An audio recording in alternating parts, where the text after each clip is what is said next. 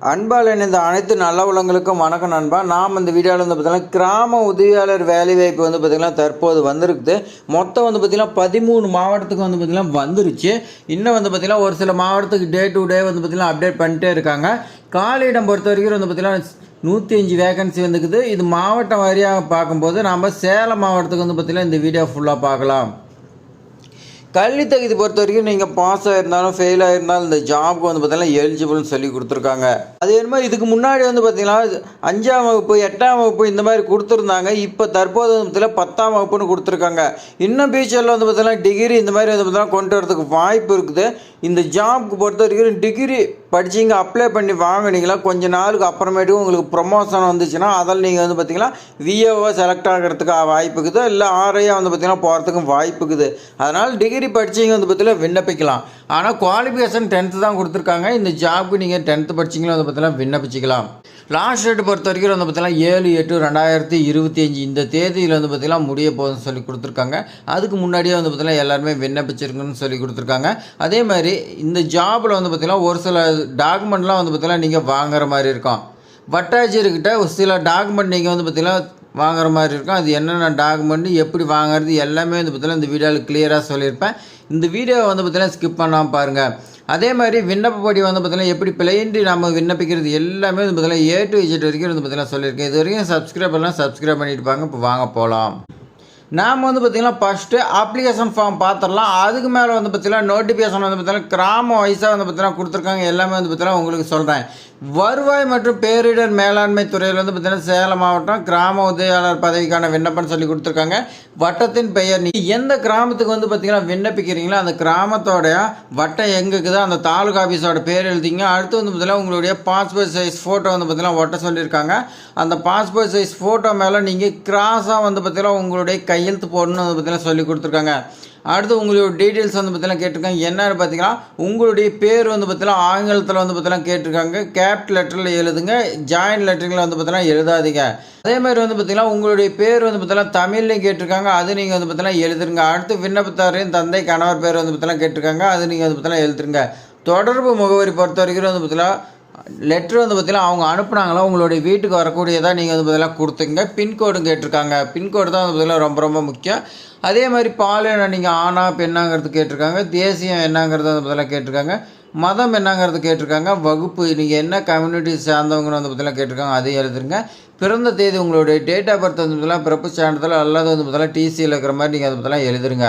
அதே மாதிரி உங்களுடைய சொந்த மாவட்டம் வட்டம் கிராமம்னு சொல்லி கேட்டிருக்காங்க. நல்லா நோட் பண்ணி இருப்பிட மாவட்டம் நீங்கள் எந்த மாவட்டத்தை வந்து பார்த்தீங்கன்னா வசிக்கிறீங்கன்னு சொல்லி கேட்குறாங்க. அது சேலம் மாவட்டம்னு எழுதிங்க. அதே மாதிரி இருப்பிட வட்டம் நீங்கள் எந்த தாலுக்காவில் இருக்கிறீங்க எந்த கிராமத்தில் இருக்கிறீங்கன்னு கேட்டிருக்காங்க. அதே மாதிரி நீங்கள் எந்த கிராமத்துக்கு விண்ணப்பிக்கிறீங்க, உங்களுடைய கிராமத்துக்கு விண்ணப்பிக்கிறீங்களா இல்லை பக்கத்தில் இருக்கிற கிராமத்துக்கு விண்ணப்பிக்கிறீங்களா அதே வட்டத்தில் இருக்கிற கிராமத்துக்கு விண்ணப்பிக்கிறீங்களான்னு சொல்லி கேட்டிருக்காங்க. நீங்கள் அதே கிராமத்தை சார்ந்தவராக இருந்தால் உங்களுக்கு வந்து பார்த்திங்கன்னா முன்னுரிமை அடிப்படையில் ஜாப் கிடைக்கிறதுக்கு அதிக வாய்ப்பு இருக்குது. அதே மாதிரி தொடர்பு விவரம் பொறுத்த வரைக்கும் ஆதார் எண் கேட்டிருக்காங்க. உங்களுடைய ஆதார் நம்பர் எழுதுருங்க. குடும்ப அட்டை எண் வந்து பற்றிலாம் கேட்டிருக்காங்க பாருங்கள். ரேஷன் கார்டு நம்பர் நீங்கள் எழுதுருங்க. கைபேசி எண் உங்களுடைய மொபைல் நம்பர் இமெயில் ஐடி வந்து பற்றிலாம் நீங்கள் எழுதுருங்க. கல்வி தகுதி நீங்கள் வந்து பார்த்தீங்கன்னா என்ன படிச்சுக்கிறீங்களோ அதை வந்து பார்த்தீங்கன்னா கேட்டிருக்காங்க. தொழில்நுட்ப தகுதி ஏதாவது இருந்துச்சுன்னா அதை வந்து பார்த்தீங்கன்னா கேட்டிருக்காங்க. அடுத்து வந்து பார்த்தீங்கன்னா மிதிவண்டி ஓட்டுதல் உங்களுக்கு வந்து பார்த்தீங்கன்னா சைக்கிள் ஓட்ட தெரியுமான்னு கேட்குறாங்க. அடுத்து வந்து பார்த்தீங்கன்னா பைக் ஓட்ட தெரியுமான்னு கேட்குறாங்க. அப்படி ஓட்ட தெரியும்னா உங்களுக்கு வந்து பார்த்தீங்கன்னா ஓட்டுநர் உரிமை வந்து பார்த்தீங்கன்னா லைசன்ஸ் நம்பர் கேட்டிருக்காங்க. அதையும் எழுதுருங்க. அடுத்து வந்து பார்த்தீங்கன்னா உரிமம் செல்லுபடியாகும் தேதி வந்து பார்த்தீங்கன்னா கேட்டிருக்காங்க. நல்லா நோட் பண்ணிக்கங்க நண்பா. லைசன்ஸ் வேலிட்டி எப்போ வந்து பார்த்தீங்கன்னா முடியுதோ அந்த தேதி எழுதுருங்க. மற்ற விவரங்கள் கேட்டிருக்காங்க பாருங்கள். உங்களுக்கு படிக்கவும் எழுதவும் தெரிந்த மொழி என்னன்னு சொல்லி கேட்குறாங்க நண்பா. இது வந்து பார்த்தீங்கன்னா மற்ற மாவட்டத்தில் கேட்கல, இதில் கொஞ்சம் டிஃப்ரெண்ட்டாக கேட்குறாங்க. அதனால் நீங்கள் வந்து பார்த்தீங்கன்னா தமிழ் இங்கிலீஷ் நீங்கள் வந்து பார்த்தீங்கன்னா எழுத படிக்க தெரியும்னு தெரிஞ்சிங்க எழுதிக்கங்க. டிகிரி படிச்சிங்க வந்து பார்த்தீங்கன்னா உங்களுக்கெல்லாம் இங்கிலீஷ் அதேமாரி தமிழ் நல்லா வந்து பார்த்தீங்கன்னா எழுத படிக்க தெரியும். 10ஆம் வகுப்பு படிச்சிங்க வந்து பார்த்தீங்கன்னா உங்களுக்கு என்ன மொழி தெரியுதோ அதை வந்து பார்த்தீங்கன்னா எழுதுருங்க. நீங்கள் தப்பாக எழுதி அங்கே இன்டர்வியூவில் வந்து பார்த்தீங்கன்னா மாட்டிக்காதீங்க. அதே மாதிரி உங்கள் மேலே வந்து பார்த்தீங்கன்னா ஏதாவது குற்ற வழக்கு ஏதாவது இருக்குதான்னு சொல்லி கேட்குறாங்க. நல்லா நோட் பண்ணிக்கங்க நண்பா. உங்கள் மேலே எஃப்ஐஆரோ இல்லை ஏதாவது போராட்டத்துக்கு நீங்கள் போய் உங்கள் மேலே ஏதாவது கேஸ் பதிவு பண்ணியிருக்கலாம், இல்லை கோர்ட்டில் வந்து பார்த்தீங்கன்னா கேஸ் நடத்திட்டு இருக்கலாம். இந்த மாதிரி இருந்தால் நீங்கள் இந்த ஜாப்க்கு விண்ணப்பிக்க முடியாது. அதுக்கு தான் வந்து பார்த்தீங்கன்னா கேட்டிருக்காங்க. நீங்கள் வந்து பார்த்தீங்கன்னா இருக்குது அதோட டீட்டெயில்ஸ் கொடுத்தீங்களா உங்களுடைய அப்ளிகேஷன் ஃபார்மை ஆரம்பத்தில் நிராகரிச்சிருவாங்க. இந்த ஜாப்க்கு வந்து பாருங்க கேட்டிருக்காங்க பாருங்கள். ஆதார் அட்டை இருக்குதா உங்ககிட்ட ஆமுங்கிறது கொடுத்துங்க. அடுத்து வந்து முதல்ல குடும்ப அட்டை இருக்குதா, கண்டிப்பாக ரேஷன் கார்டு எல்லாத்துக்குமே இருக்கும், அதுக்கு ஆம்கிற கொடுங்க. இருப்பிட சான்றிதழ் கேட்குறாங்க, அதுதான் நான் வட்டாட்சியர்கிட்ட வாங்கணும்னு சொன்னால் அந்த இருப்பிட சான்றிதழ் வந்து பார்த்திங்கன்னா நீங்கள் உடனே அப்ளை பண்ணி வாங்கிருங்க. அடுத்து கல்வி தகுதி சான்றிதழ் வந்து பார்த்திங்கன்னா கேட்டிருக்காங்க பாருங்கள் நண்பா. அவங்கக்கிட்ட 10th மார்க் ஷீட்டு அதேமாதிரி டிகிரி எல்லாமே இருக்குது, அதனால் எஸ் கொடுத்துங்க. ஓட்டுநர் உரிமை வந்து பார்த்திங்கன்னா கேட்டிருக்காங்க பாருங்கள் நண்பா. டிரைவிங் லைசன்ஸ் இருக்குதா இல்லையாங்கிறத நீங்கள் வந்து பார்த்திங்கன்னா டிக் பண்ணிக்கங்க. சாதி சான்றிதழ், அதேமாதிரி முன்னாள் படை வீரர் சான்றிதழ், மாற்றுத்திறனாளிக்கான சான்றிதழ், தமிழ் வழியில் நீங்கள் படிச்சிங்களா அதுக்கான சான்றிதழ், ஆதரவற்ற விதவியாக இருந்தால் அதுக்கான சான்றிதழ், இதர ஆவணங்கள் ஏதாவது இருந்துச்சுன்னா குறிப்பிட சொல்லிக்கிறாங்க. விண்ணப்பம் வந்து பார்த்திங்கன்னா சமர்ப்பிக்கப்பட்ட நாள் வந்து பார்த்திங்கன்னா கேட்டிருக்காங்க. என்றைக்கு நீங்கள் சமர்ப்பிக்கிறீங்களோ அதுக்கு அந்த தேதி போட்டுங்க. உறுதி ஆவணம் வந்து பார்த்திங்கன்னா இந்த விண்ணப்பத்தில் குறிப்பிட்டுள்ள விவரங்கள் அனைத்தும் உண்மை. தேர்விற்கு முன்போ அல்லது பிறகோ வந்து பார்த்திங்கன்னா விவரங்கள் தவறு அல்லது உண்மைக்கோ புறம்பானது அல்லது தகுதியின்மை என கண்டறியப்பட்டால் நான் தேர்ந்தெடுக்கப்பட்ட எவ்வித முன்னறிவிப்புமின்றி ரத்து செய்யப்படும் சொல்லி கொடுத்துருக்கேன். ஏதாவது தப்பாக கொடுத்துருந்தீங்களா உங்களுடைய அப்ளிகேஷன் இருக்கிட்டால் நீங்கள் போஸ்டிங் உங்களுக்கு போட்டிருந்தாலும் உங்களுக்கு வந்து பார்த்திங்கன்னா நிராகரிக்கலாம். கீழே வந்து பார்த்திங்கன்னா சைன் கேட்டிருக்காங்க, அது வந்து பார்த்திங்கன்னா உங்களுடைய கையெழுத்து நீங்கள் போட்டுருங்க. அடுத்து வாங்கின நோட்டிஃபிகேஷன் பார்க்கலாம்.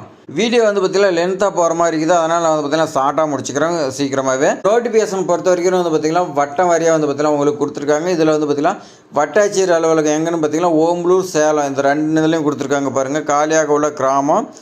இது எப்பயும் போல் உங்களுக்கு வந்து பார்த்திங்கன்னா தெரியும். 9/7/2025 அப்ளிகேஷன் வாங்குறாங்க. 7/8/2025 லாஸ்ட் டேட்டு.